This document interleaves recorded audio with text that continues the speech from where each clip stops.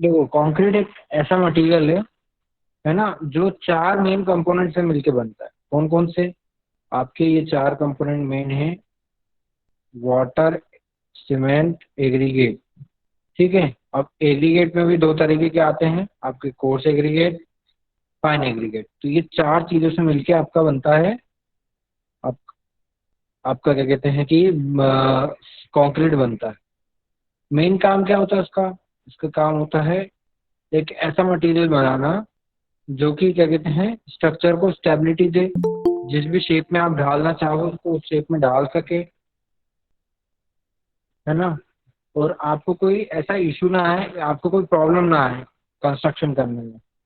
ठीक है। तो एक तरीके से मटेरियल बहुत इजी है। देखो, easy transport, place, compact, finishing, which will all set harden, और which will set and harden. देखो, ऐसा मटेरियल तो मुश्किल था, क्योंकि संसार में कोई ऐसा मटेरियल नहीं मिलता कि जो इन सब चीजों पे खरा उतरे।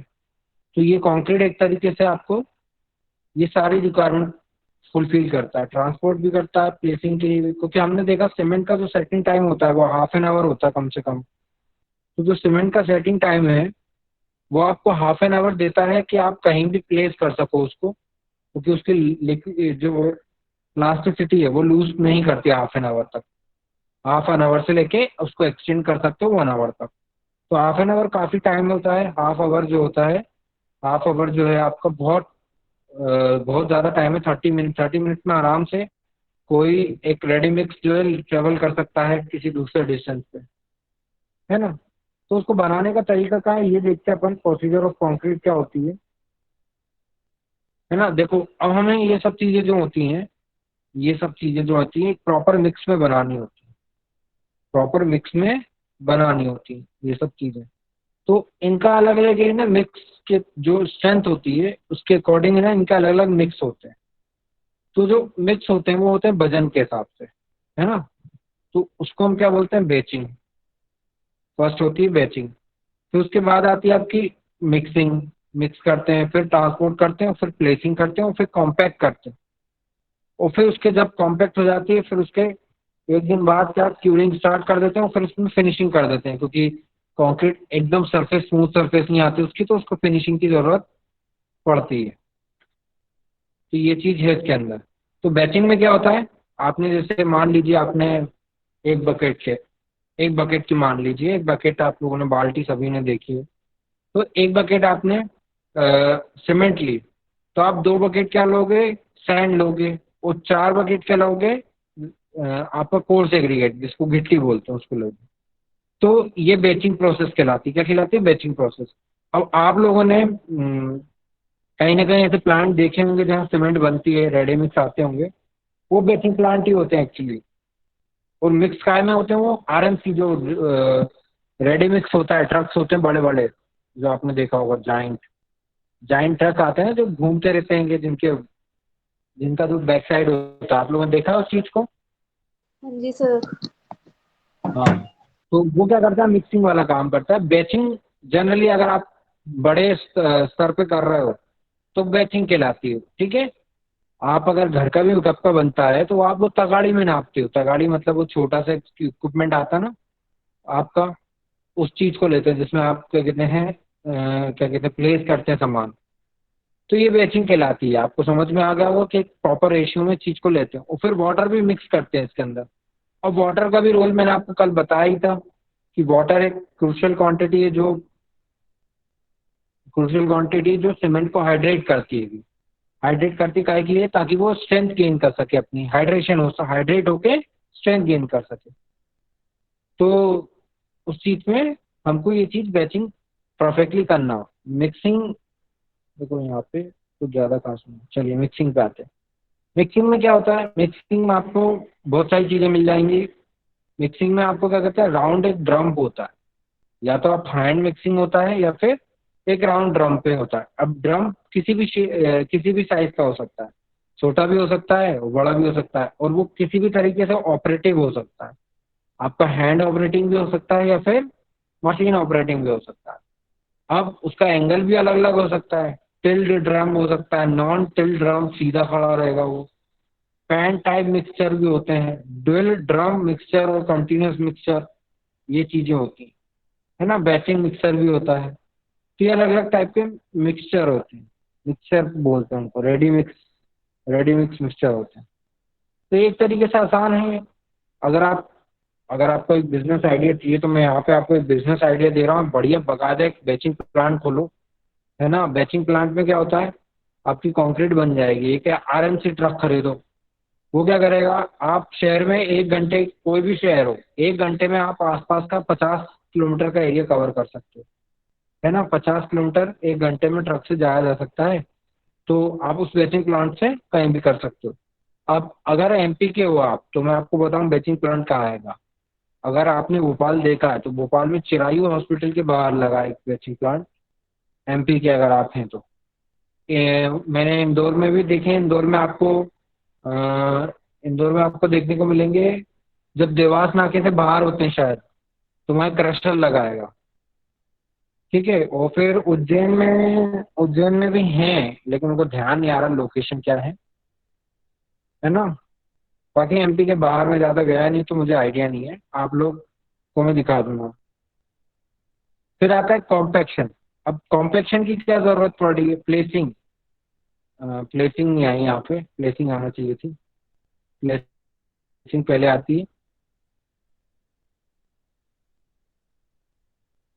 तो देखो यहाँ प्लेसिंग,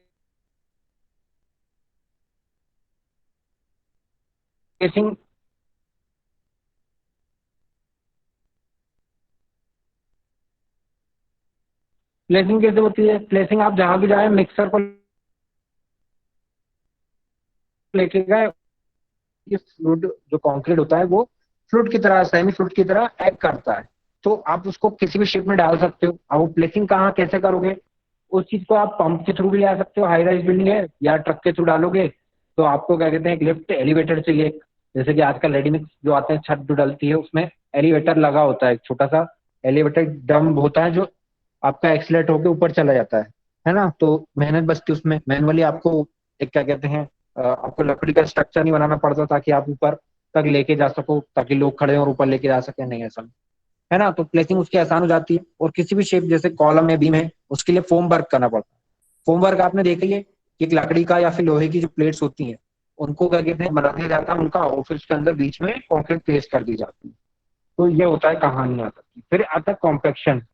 तो कॉम्पेक्शन की क्या जरूरत पड़ती है, देखो जब आप डालते हो, तो जब आप क्या कहते हैं कंक्रीट प्लेस कर रहे हो, जैसे मान लीजिए कॉलम में आप प्लेस कर रहे हो, तो उसमें होता क्या है, वहां पे ऑलरेडी आरसीसी बना रहे हो अगर आप, तो आरसीसी में क्या होता है कि आप क्या कहते हैं, सरिये भी होते हैं, जैसे आप जिनको रेनफोर्समेंट बोलते हैं, रेनफोर्समेंट, आपने स्टील स्ट्रक्चर देखे होंगे, स्टील क्या होते हैं, स्टील रॉड्स होती हैं। तो अब वहां पे कहीं क्या होता है, जो पत्थर होते हैं, जो गिट्टियां होती हैं, वो हर जगह प्रेस नहीं हो पाती, है ना। तो उनको एक्सलेट, मतलब जगह कोने कोने तक पहुंचाने के लिए आपको कुछ एक्सलेट या फिर इस तरीके से कुछ मैनुअली फोर्स लगाना पड़ेगा, है ना। तो उस चीज को हम क्या बोलेंगे, वाइब्रेशन। अब या तो मैनुअली हाथ से करो उसको, या फिर मशीन आती है, वाइब्रेटर्स बोलते हैं जिनको हम, कॉम्पेक्शन करने के लिए। कॉम्पेक्शन मतलब कि उसको कॉम्पैक्ट करना, दबाना उसको, और छोटा मतलब डेंस बनाना, उसको कॉम्पेक्शन बोलते हैं। तो कॉम्पेक्शन आपने हर जगह देखा है ना। तो कॉम्पेक्शन में क्या हो रहा है यहाँ पे, कि आप यूज क्या कर रहे हो, वाइब्रेटर का यूज कर रहे हो। देखो यहाँ पे लिखा है मेथड ऑफ वाइब्रेटिंग, वाइब्रेटर्स का यूज कर रहे हो। तो वाइब्रेटर्स क्या करते हैं, वाइब्रेटर करते हैं, शेक करते हैं उस जगह को, शेक करते हैं। तो वो शेक क्या करते हैं, शेक शेक करने से क्या होता है, आप लोगों ने देखा होगा कि जब भी आप क्या कहते हैं कि कोई 3 4 चीज लेते हो स्पेसिफिकली, मान लीजिए आपने किसी कटोरी में कुछ 3 4 चीजें एक्सेस ली, फिर आपने उसको शेक करा, तो जो हैवी पार्टिकल्स हैं वो जनरली नीचे सेटल हो जाते हैं, है ना। तो उसी तरीके से यहाँ पे भी होता है। यहाँ पे एक्सेसिव वाटर जो धीरे धीरे अपना क्या कहते हैं, शेप जो है वो अपने आप को प्लेस करने लगते हैं, सेल्फ कॉम्पैक्ट हो जाते हैं वो धीरे धीरे। जब वाइब्रेशन के कारण क्या क्या होता है, रीअरेंज हो जाता है पार्टिकल्स का। ऐसे धीरे धीरे आपके लेयर वाइज लेयर आप कॉम्पेक्शन वाइब्रेशन करते रहोगे, तो उसमें सरफेस भी स्मूथ आती है, आपके कोने कोने तक सीमेंट भी पहुंच जाती है, और आपका क्या कहते हैं, वेस्टेज भी नहीं होता, ठीक है। वरना honey combs like structure form होता है, हनीकॉम्ब जैसे हनी का जो छत्ता होता है वैसे ही आपको कंक्रीट में दिखने लगेगा आप जब फोम वर्क हटाओगे। छत्ता होता है ना, कैसे गड्ढे गड्ढे होते हैं उसमें छत्ते में, वैसी टाइप का आपको है ना, जब आप कंक्रीट को सूख जाएगा 24 आवर्स में, आप जब शटरिंग या सेंटरिंग हटाओगे उसकी, तो आप देखोगे कि गड्ढे गड्ढे दिख रहे हैं। तो वो चीज नहीं आती वाइब्रेशन से, वहां पे आपका क्या कहते हैं, अच्छे से सेटल हो जाती है सब चीज। और प्लस उसका और क्या एडवांटेज है, और आपके एयर वॉइड जो होते हैं, एयर प्रेजेंट होती है कंक्रीट के बीच में, जब आप प्लेसिंग कर रहे हो बीच में कई बार एयर रह जाती है ना, तो एयर भी निकल जाती है। साथ ही साथ बबल्स जो होते हैं वो बबल्स के फॉर्म में शेक होता है तो वो निकल जाती है, तो ये एयर वॉइड का भी हो जाता है। ठीक है, तो ये एक बहुत इंपॉर्टेंट फैक्टर है। फिर आता है क्यूरिंग। क्यूरिंग क्या होती है, क्यूरिंग वही तराई करना जिसको हमने बात करी थी कल। तो तराई कैसे करी जाती है, अब उसकी अलग अलग मेथड होती है। अब देखो, इसको भी एक सर्टेन पीरियड तक करा जाता है जब तक आपका क्या कहते हैं, सीमेंट हार्ड एंड नहीं हो जाती। मतलब पहली चीज तो आती है टाइम, और फिर आता है मेथड। तो टाइम आपका देखिए, मेनली आजकल 14 दिन में मान के चलते हैं कि आपकी 60% जो है वो गेन कर लेती है स्ट्रेंथ। 40 to 60% आपकी स्ट्रेंथ गेन कर लेती है। तो 14 दिन तक ही करते हैं, 14 दिन बाद आपका शटरिंग वटरिंग सब हट जाती है। छत वत अगर लाई करती है ना, तो वो लोग 14 दिन के बाद हटा लेते हैं उस चीज को। तो मेन चीज ये क्या कहते हैं, 14 दिन तक करवाते हैं क्यूरिंग। लेकिन अगर हेवी स्ट्रक्चर है तो उसको लेयर वाइज में फॉर्म करना पड़ता है, क्योंकि हीट बहुत ज्यादा लिबरेट होती है ना। प्लस ये क्या काम करती क्यूरिंग, क्यूरिंग टेम्परेचर तो मेंटेन करती है कंक्रीट का, प्लस उससे ये एक फायदा होता है कि आपका क्या कहते हैं कि जो पोर्स प्रेजेंट होते हैं, पोर्स मतलब कि अगर कहीं क्रैक्स रह गया है, क्रैक है, तो वो क्या करेगा, पानी को ऑब्जॉर्व करेगा वहां से, तो वो जो एयर बबल होंगे वो निकल जाएंगे। प्लस जहां सीमेंट नहीं कांटेक्ट में आई होगी, कई बार मिक्सिंग सही से नहीं होती है, तो उसको हाइड्रेशन करने का टाइम और मिल जाएगा। तो क्यूरिंग के ये फायदे और हैं, है ना। माइक्रो स्ट्रक्चर पे अगर आप जाओगे तो ये चीज आपको मिल जाएगी, देखिए यहाँ पे लिखा है, material are directly microstructure curing assist the cement hydration reaction. ये यहाँ पे आपकी लाइन लिखी है, देखिए, जेल बाइंडिंग। तो ये लाइन आपकी यहाँ पे एक पॉइंट है। तो ये 2 पॉइंट हो गए क्यूरिंग करने के, आपके 2 पॉइंट आपके आपको मिल गए। फिर नेक्स्ट आगे चलते हैं, हमारी काम पीरियड। यहाँ पे मैंने आपको देखिए बताया, जैसे कि 7 डेज से 14 डेज तक करी जाती है, ये आपको याद रखना है इस चीज को, है ना। अब एडवांटेज और डिसएडवांटेजेस क्या है इम्प्रॉपर क्यूरिंग के। डिसएडवांटेज, ये चीज बहुत जरूरी है आपको जानना कि डिसएडवांटेजेस क्या होंगे अगर आपने क्यूरिंग नहीं करी तो। देखो, होता कुछ नहीं है, उसमें क्या होता है, जब हीट लिबरेट होती है ना, तो वो सरफेस क्रैक कर जाती है ना। क्रैक कर जाती है, क्यों होती है वो क्रैक, देखिए, जब हीट लिबरेट होती है तो होता है हाइड्रेशन, होता है एक्चुअली। हाइड्रेशन होता है, तो मैंने आपको बताया था कि कल हाइड्रेशन प्रोसेस में वाटर का यूज होता है, वाटर का मॉलिक्यूल लेते हैं वो, सीमेंट जो होता है वाटर का मॉलिक्यूल लेता है और एक अलग तरीके का कंपाउंड निकालता है। फिर वो क्या निकालता है, गैस निकाल देता है, मतलब उसमें जो बाय प्रोडक्ट निकलता है गैस के फॉर्म में निकल जाती है। और प्लस अब वहां पे जो वाटर था वो तो यूज हो गया, तो वहां पे क्या हो गया, एक वैकेंट स्पेस आ गई, तो मतलब श्रिंक हो गया वहां पे, श्रिंकेज आया। श्रिंकेज आया तो उससे क्या होता है, आपकी कंक्रीट श्रिंक हो गई, श्रिंक आ गई तो क्रैक डेवलप्स होते हैं। ठीक है, फिर प्लस थर्मल एक्सपांशन, जो एक इंपॉर्टेंट बात मैंने बताई थी, एक्सपांशन थर्मल। जब कंक्रीट अगर गर्म होगी तो वो क्या होगी, ज्यादा गर्म होगी तो वो क्या करेगी, एक्सपैंड करेगी। आपने हर चीज देखी होगी, गर्म होने पे एक्सपैंड करती है हर चीज, है ना। तो कंक्रीट भी एक्सपैंड करती है, लेकिन वो एक सर्टेन टेम्परेचर के बाद करती है। तो कंक्रीट जब एक्सपैंड करेगी तो वो कहीं ना कहीं स्ट्रेस जनरेट करेगी, तो उसके कारण क्या होता है, क्रैक डेवलप होते हैं।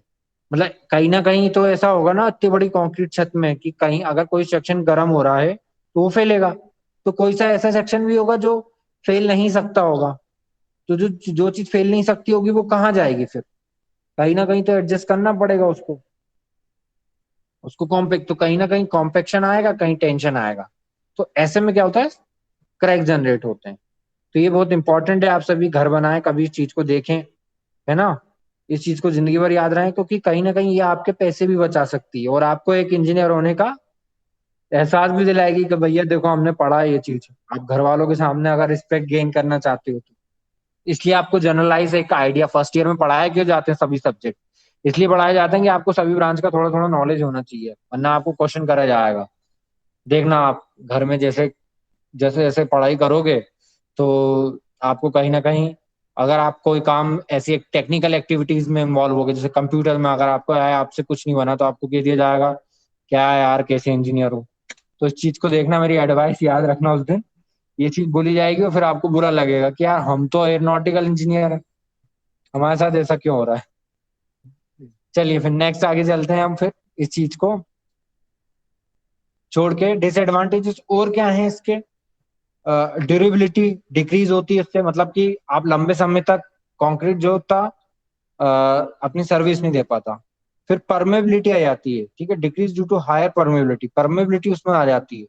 क्रैक डेवलप होंगे तो कहीं ना कहीं आपका फिर वेदरिंग रेसिस्टेंस इफेक्ट कम हो जाता है, रेट ऑफ कार्बोनेशन इंक्रीज हो जाता है, surface are coated with sand dust and its lead to lower abrasion resistance. आपका क्या कहते हैं कि वो जो सरफेस होती है उसकी, वो क्या होती है, उतनी हार्ड नहीं हो पाती। अगर आप क्यूरिंग नहीं करते हो तो सरफेस उतनी हार्ड नहीं हो पाती। तो क्या होता है, धीरे धीरे आपने कहीं ना कहीं देखा होगा कि कंक्रीट जो होते कई बार सरफेस छोड़ना चालू करती होगी। आपने रोड में देखा होगा जहाँ बेकार क्वालिटी का कंस्ट्रक्शन होता है, तो वहां रोड में क्या होता है, कंक्रीट की जो सीसी रोड होती है उनकी बात कर रहे हैं हम। तो जब ट्रैफिक मूव करता रहता है तो अगर क्यूरिंग प्रॉपर नहीं करी वहां पे तो क्या होता है, ऊपर की सरफेस की जो सीमेंट होती है वो एक्सेसिव सीमेंट जो होती है थोड़ी बहुत वो हटने लगती है, तो आपकी गिट्टी दिखने लगती है। गिट्टी मतलब कोर्स एग्रीगेट जो आपका आएगा वो दिखने लगेगा, है ना। तो क्या वो डिजायर स्ट्रेंथ दे पाएगा? नहीं दे पाएगा, वो गिट्टी भी निकलने लगेगी धीरे धीरे। तो इस तरीके से डिसइंटीग्रेट हो जाती है आपकी कंक्रीट, तो ये भी अच्छी चीज नहीं है ना। तो क्यूरिंग करने के डिसएडवांटेज इतने सारे हमने देखे। फिर effect evaporation of water from concrete, ये भी चीजें हैं एक यहाँ पे, है ना। Air temperature, fresh concrete temperature, relative humidity and wind velocity, ये चार चीजें जिनके कारण आपका कहते हैं इवोपरेशन होता है कंक्रीट में। ये बहुत इंपॉर्टेंट लाइन है। फिर नेक्स्ट हम अब आगे चलते हैं, है ना। मेथड ऑफ क्यूरिंग क्या होती है? मेथड ऑफ क्यूरिंग क्या आएंगे? Loss of water should be prevented, है ना। Loss of water should be prevented मतलब ऐसी क्यूरिंग मेथड में जहां पे पानी आपका बर्बाद ना हो ना, ये बहुत जरूरी है। फिर नेक्स्ट है मिनिमम पीरियड ऑफ हीट और vibration, temperature should be kept minimum for भाई टेम्परेचर मेंटेन करके रखना, ऐसा उसका मेथड होना चाहिए। अब देखिए कई जगह क्या होता है, मैं आपको बताता हूँ। देखो कई कई जगह क्या करते हैं, कई जगह ऐसा करते हैं कि आपका एक्सेसिव पानी नहीं है तो आप कैनाल बना के मतलब उसका लाइनिंग करके उसमें वाटर बीच में स्टोर नहीं कर सकते, है ना। लाइनिंग मतलब सीमेंट की लाइनिंग कर देते हैं या फिर आपकी मिट्टी से या सॉइल से जो होते हैं उससे लाइनिंग करके फिर वाटर बीच में प्लेस करते हैं। लेकिन कई जगह ऐसा पॉसिबल नहीं होता, तो क्या करते हैं, उसकी जगह ऐसा मटेरियल उसके ऊपर डाल देते हैं कंक्रीट के ऊपर जो ज्यादा से ज्यादा वाटर रिटेन करके रख सके। अब वाटर रिटेन कौन कौन कर सकता है मटेरियल? अब ये मुझे कौन, वाटर स्टोर ऑफ पूरक है, तो यहाँ पे ये चीज बताई गई है। फिर देखिए member moisture losses concrete providing, ये देखिए जी मैं बता चुका हूँ। पॉन्डिंग करते हैं, स्प्लिंकिंग करते हैं। स्प्लिंकिंग मतलब आपने पानी छिड़क दिया, स्प्रे कर दिया। Water wet covering, wet covering मैंने आपको बताया जूट या फिर कोई भी मटेरियल ऐसा वो करा, ठीक है। इम्पर्मल में जो फोम वर्क ऐसा करे यार, देखो प्लीज देखो फोम वर्क छोड़ दिया जाता है। फोम वर्क जनरली काय का होता है, लकड़ी का होता है। जनरली अगर आप जनरलाइज देखेंगे तो लकड़ी भी बहुत सारी यूज होती है, तो अगर आप पानी उस पर डाल देते हो तो वो भी काफी एक इफेक्टिव मेथड होती है, काफी टाइम तक अगर छोड़ दिया जाता है। प्लास्टिक शीट्स आती हैं आजकल, प्लास्टिक शीट जो वाटर रिटेन करके रखती है ना, जिसको आप फोम बोल रहे थे ना, ये एक तरीके के शीट्स भी हो सकती हैं प्लास्टिक के जो वाटर रिटेन करके रख सके। फिर मेम्ब्रेन टाइप के क्यूरिंग कंपाउंड आते हैं। अब आपने देखा होगा, आपने एक कंपाउंड देखा होगा, मैं आपको, आप लोगों ने कभी नोटिस करा इस चीज को कि नहीं नोटिस करा, मैं उसको कंपाउंड का नाम तो याद नहीं आ रहा, लेकिन देखो इस चीज का केमिकली यूज करा जाता है, तो वो सिविल में भी उस चीज का यूज होता है। आपने बेबीज के डायपर देखे होंगे, बेबी के डायपर देखे, तो डायपर में क्या होता है, बहुत सारा वाटर स्टोर हो जाता है, तो वो एक केमिकल कंपोनेंट होता है, तो जो वाटर को बहुत टाइम तक रिटेन करके रखता है। तो वो क्या आएगा, वैक्स या आर क्या ये आर्केसाइल, एक तरीके के कंपाउंड ये यूज करे जाते हैं, तो जो ज्यादा से ज्यादा वाटर को रिटेन करके रखते हैं। तो ये क्या करते हैं, वाटर को बहुत लंबे समय तक अपने टाइप पे स्टोर करके रखते हैं और छोड़ते नहीं है। अब देखिए नेक्स्ट और क्या है, स्टीम है, क्या स्टीम के थ्रू भी आप कर सकते हो, पाइप वाइप कर सकते हो, पाइप आप डायरेक्ट क्या कहते हैं उसमें इंस्टॉल कर सकते हो। देखिए और भी मेथड है, हॉट वेदर, हॉट वेदर जैसे डाइंग वेट सन, मतलब पानी वानी का टाइम आ जाए उसके कारण भी क्यूरिंग हो जाती है।